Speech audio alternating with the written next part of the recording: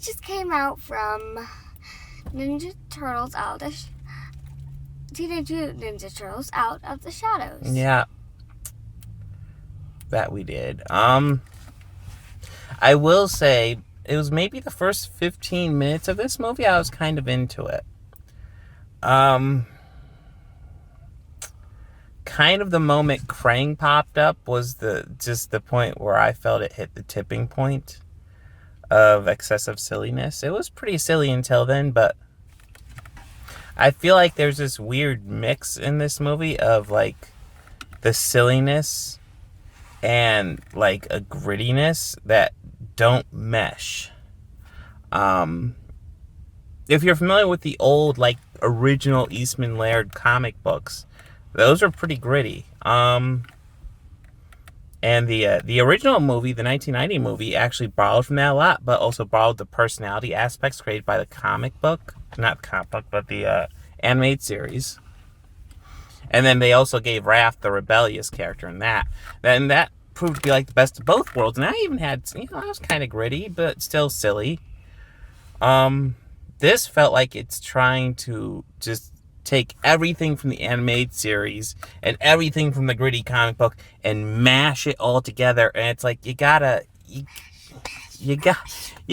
like do this artfully. You can't just mash this stuff together. You can't have the Foot Clan's ninjas this time. I do like that over the 2014 one. But anyways, it's it's like, okay, we're gonna have these dark, serious ninjas, and over here we're Krang.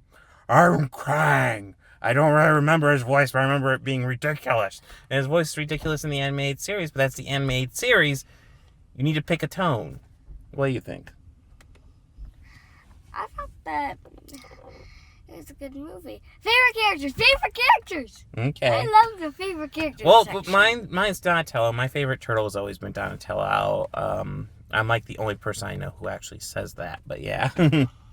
April O'Neil. Okay. Not a big April fan. Although, I will say this over the 2014 one, that April is not the lead here. I do feel like the Turtles were very much the leads in this movie, whereas I felt like the 2014 one, it was the April O'Neil movie featuring the Turtles. Yeah.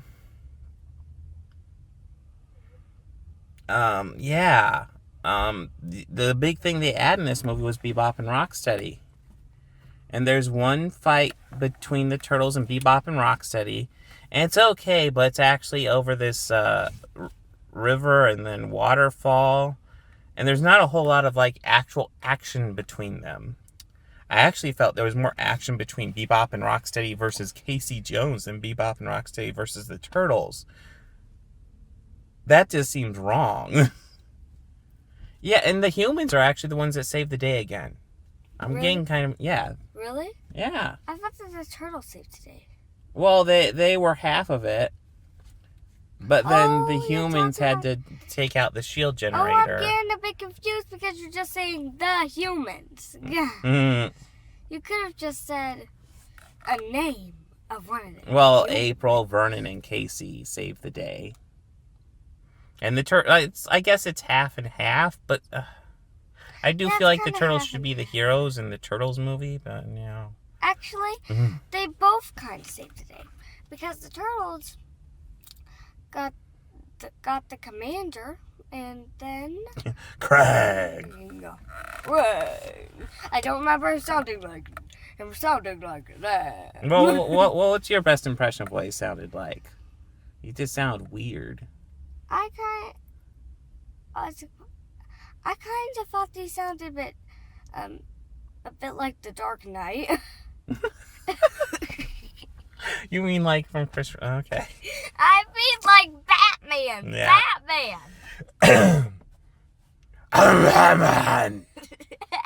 I'm Krang. I don't remember it being that loud. Well, I don't remember it being that loud. Yeah, there's lots of... Give you an idea of this movie's story. Krang comes to Shredder and says, I need 3 pieces to put together a device so I can take over the world. You already have one, you need to get the other two. Shredder's like, okay. And here's the big scene where he gets the second one. He, Bebop, and Rocksteady walk into the building and take it, and then they leave. And that's how they get the second one. Can't we do the details? Details, please. What, you want to do? Details You want are to bling. Well, it just, we'll do spoilers here in a bit, and then spoilers, we can talk anything. But Okay. I just... that kind of describes a lot of this movie. I feel like there's stuff in here that doesn't need to be in... Like, the introduction of Krang. They actually built up the introduction of Bebop and Rocksteady, where, like, you see them, like, becoming their form, but you don't actually get a good look at them until, like, a couple of shots later. You know, they build it up. Krang is just suddenly there, and he is just there, and it's like, whoa, holy crap. It's like, and for me, that was like that was the moment where the movie really took the nosedive and really just wasn't working. I was kind of having fun until that moment. You want to just do spoilers? Yes. Okay, spoilers at this point if you care. Flash is back on. Okay, so they technically didn't just go in there and walk away with it. Technically, I think there's some rock in the museum. And I don't know why, but Bebop and Rocksteady, I don't know why they did this, but they just rammed each other into it. And then, turns out, it was in there. Yeah, well, Shredder... And then they just left. Shredder knew it was in there. Not much details. Yeah, but... I mean, when that's going to be the scene for, you know, one of the MacGuffins of this movie, which I guess it would be. Feels kind of flimsy, but yeah, I guess it would have to be a MacGuffin. When you have, like, these 3 MacGuffins, and that's going to be how one is taken, why are you even writing 3 MacGuffins? Just write 2 MacGuffins. Say you already have one, you need to get this other one. What's a MacGuffin? A MacGuffin's a device in a movie that kind of, like, the plot will revolve around. Indiana Jones is always going. MacGuffins. Indiana Jones is always going after MacGuffins. The Marvel Universe has been using Infinity Stones as MacGuffins. And this thing is using portal makers.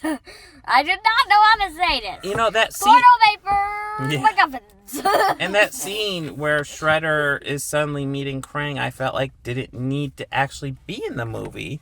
Because, you know, Krang just explains the plan to him, and then Shredder comes back, and then he's like, we need to do this. I felt like we didn't need to know that detail. Because later on, they're being introduced, and Donnie's hacking into these, like, device parts he's finding, and it's like, this is the Technodrome, and their commander is Krang. I'm like, this is the way to introduce it to us. You know, so that way, you know, we don't know about Krang or the Technodrome. We just know Shredder's going after this stuff that's interdimensional. And, you know, we could just be thinking in our minds, ooh, is this going to be Krang in the Technodrome? But we don't know that until later. And then later, you know, that's when they drop Krang in the Technodrome. It's like, that's cool. But instead, they just throw him in there real fast. And it's like, wow, there's no finesse to it. I'm not, you know, it's not like I want Citizen Kane from this, but I want it to, you know, I don't want to be bored. I don't want to be thinking about how silly and ridiculous this all is. Even though it would have to be, because it's a Turtles movie. There has to be some sort of middle ground. And for me, there are 2 solidly good Turtles movies. There's a 1991, which is the best. I would love to see them do just do a sequel to that. Recast the human characters. And, you know, do Muppets for the Turtles. And then do CGI to enhance them so they look better. But, you know, they're going to look better as Muppets with, you know, just enhancements. I would love to see a sequel to that. Muppets. Puppets, whatever. Muppets. Well, Muppets. What are those? Well, Muppets, I believe, are pretty much... Are we still recording? Okay, we're still going. That's weird. Okay, we can't go on too much longer. But Muppets are just Jim Henson's puppets, I believe. I believe that's all it is. And I believe he did work on the first 1990 movie. But I also like the animated one that came out like 10 years ago. I know it doesn't have Shredder, and I know the villain's kind of generic, but I enjoy that one. I would say it's better just to stay home and watch the 1991 or the animated one. What do you think?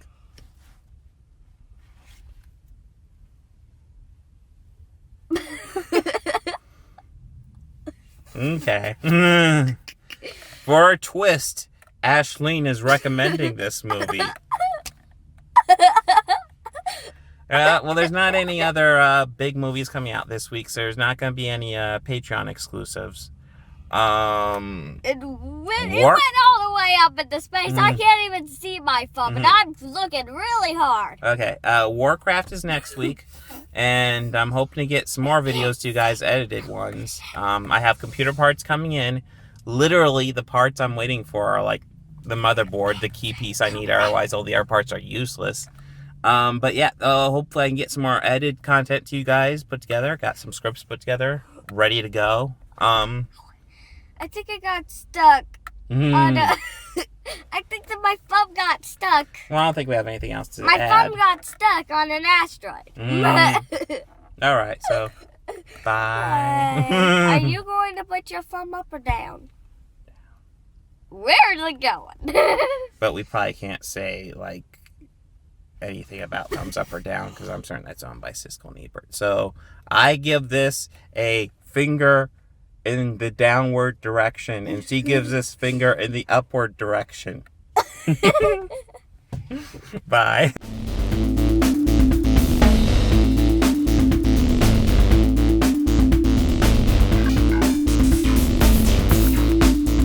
Hey, if you like this video, please make sure to hit that like button and go ahead and subscribe. That helps me out a lot. And if you really love this video, consider visiting my Patreon page.